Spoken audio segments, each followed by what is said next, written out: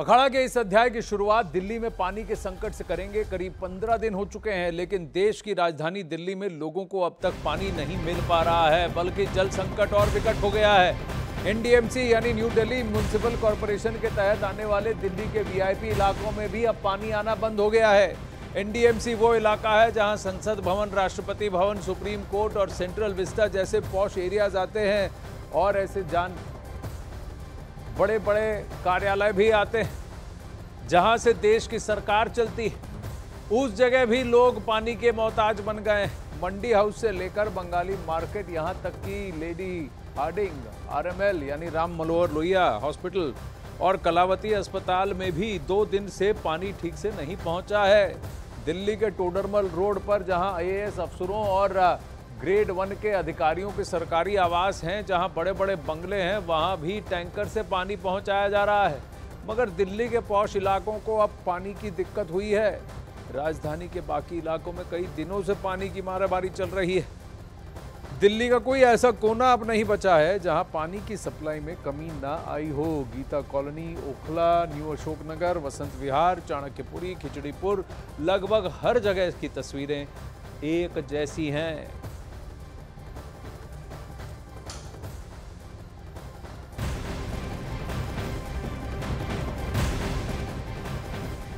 अब वहीं दिल्ली में लोग पानी के लिए एक एक बूंद के लिए तरस रहे हैं, मगर निजामुद्दीन इलाके में 6 दिन से पानी बर्बाद हो रहा है। 6 दिन पहले न्यूज 18 इंडिया ने निजामुद्दीन में पानी की एक ऐसी पाइपलाइन की तस्वीर दिखाई थी।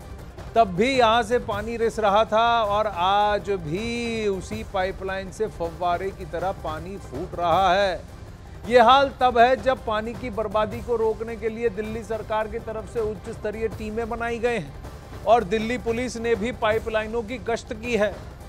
तो ये निजामुद्दीन का ये इतना बड़ा लीक अब तक सबकी नजरों से कैसे चूक गया और ये अभी भी क्यों जारी है? क्योंकि पाइप में एक जगह नहीं, अलग अलग जगह से फव्वारे की तरह पानी निकला जा रहा है।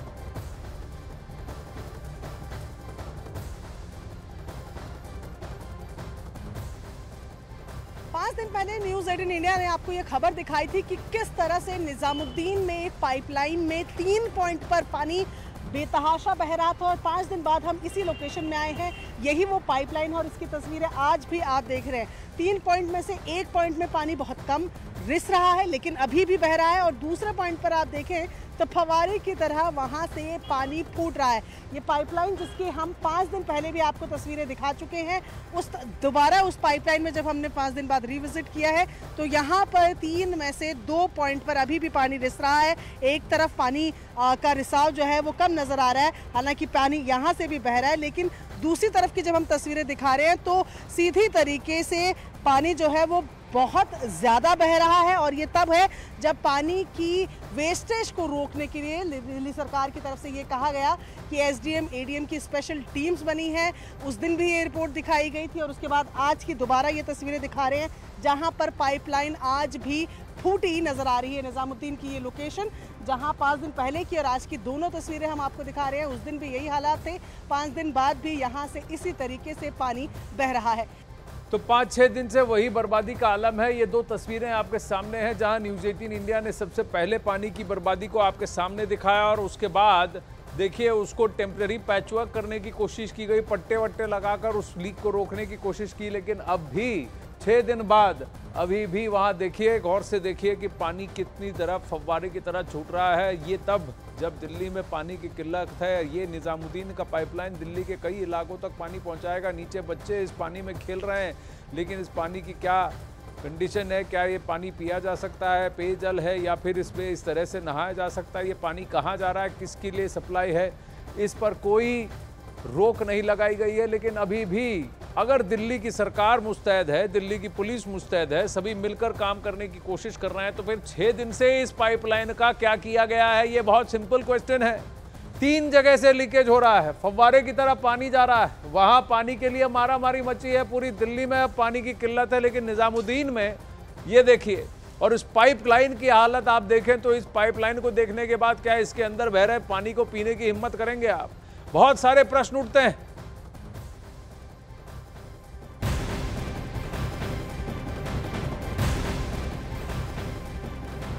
वहीं दिल्ली की जल मंत्री आतिशी ने प्रधानमंत्री को पानी मुहैया करवाने के लिए चिट्ठी लिख डाली है और चेतावनी दी है कि अगर 21 तारीख तक दिल्ली को पानी नहीं मिला तो वो अनशन शुरू कर देंगी। प्रश्न ये उठता है कि दिल्ली की जल मंत्री खुद अनशन पर बैठ जाएंगी तो जल मंत्रालय का काम कौन करेगा? पहली बात। दूसरी बात, अगर प्रधानमंत्री को चिट्ठी लिखने से समाधान हो जाता तो क्या तो ये काम उन्होंने पहले क्यों नहीं किया? क्या दिल्ली की जल मंत्री ने हाथ खड़े कर दिए हैं कि दिल्ली का काम वो नहीं संभाल सकती? दिल्ली के हर तरफ आपको अभी हमने दिखाया कि 6 दिन से पानी की टैंक में पानी की पाइपलाइन में लीक हो रहा है। इसको फिक्स करने की जिम्मेदारी किसकी होगी? आइए आतिशी ने क्या कहा आपको सुनाते हैं। मैंने प्रधानमंत्री नरेंद्र मोदी जी से ये विनम्र निवेदन किया है कि वो दिल्ली के लोगों को पानी दिलवाएं, वो चाहे हरियाणा से दिलवाएं, वो कहीं से पानी दिलवाएं, लेकिन अब उनको किसी प्रकार से दिल्ली के लोगों को पानी दिलवाना होगा। परंतु अगर 21 तारीख तक दिल्ली वालों को अपने हक का पानी नहीं मिलता, अगर दिल्ली वालों को ये 100 MGD पानी नहीं मिलता, अगर दिल्ली में 28 लाख से ज़्यादा लोग इस तरह बूंद बूंद पानी के लिए तरसते रहे, तो फिर 21 तारीख से मुझे पानी के लिए सत्याग्रह शुरू करना पड़ेगा, मजबूरी में करना पड़ेगा। पानी के लिए सत्याग्रह करें, पर उससे पहले आग्रह है जो पाइपलाइन लीक हो रही है उसको सबसे पहले ठीक करें। दिल्ली जल बोर्ड के अधिकारियों के साथ मिलकर जरा जाकर देखें निजामुद्दीन जैसी और कितनी जगह है जहां से जो पानी आ रहा है वो कितना मिसअप्रोप्रिएट हो रहा है, और 20% पानी जो दिल्ली को मिल रहा है वो अगर टैंकर माफिया लेकर जा रही है, वो कैसे लेकर जा रही है, ये टैंकर माफिया कैसे ऑपरेट कर रही है दिल्ली में, ये सारे प्रश्नों का भी उत्तर दें। इस वक्त मेरे साथ हैं दिल्ली बीजेपी के पूर्व अध्यक्ष आदेश गुप्ता जी। आदेश गुप्ता जी, लुटियंस में भी पानी की कमी, मतलब ये तो बहुत ही गलत मैसेज जा रहा है। जिसकी भी जिम्मेदारी है सामने आए और दिल्ली वालों को पानी पहुंचाए। बिल्कुल, देखिए, सवाल जो भारतीय जनता पार्टी ने दिल्ली की जनता के लिए उठाया है वो अहम सवाल ये है कि पिछले 10 सालों से दिल्ली के अंदर सरकार अरविंद केजरीवाल की और आम आदमी पार्टी की है। जल बोर्ड की जिम्मेदारी पानी की पूरी दिल्ली में वितरण की व्यवस्था हो, उसकी सफाई की व्यवस्था हो और अच्छी तरह से प्रबंधन हो। इस सारी जिम्मेदारी के जो जिम्मेदार हैं वो दिल्ली सरकार है, दिल्ली जल बोर्ड। दो पॉइंट उठा रहे हैं जो कि बहुत महत्वपूर्ण है। एक है टैंकर माफिया और दूसरा है कि जगह जगह पे उसकी देखभाल नहीं की जा रही है और इस पानी का रिसाव हो रहा है और पीने का पानी कुछ हद तक बर्बाद भी हो रहा है और लोगों तक पहुँच नहीं पा रहा। देखिए, जब दिल्ली सरकार सत्ता में आए थे तो जल बोर्ड फायदे में था। आज जल बोर्ड 73,000 करोड़ रुपए के घाटे में है और बर्बाद कर दिया इन्होंने जल बोर्ड, आम आदमी पार्टी ने।